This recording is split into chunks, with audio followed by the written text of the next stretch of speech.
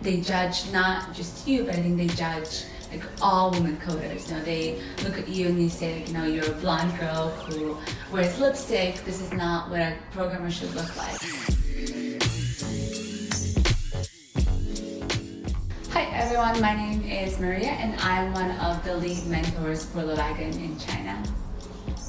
My dad actually used to be a black market smuggler in Russia, and when I was 5 I would help him reprogram these cash registers in order to help businesses avoid taxes. So that's kind of like my first real experience. For Wagon, my role in the community has been supporting the students, but more importantly the final 2-3 weeks of the bootcamp when they're actually finishing out their projects and creating their MVPs for demo day.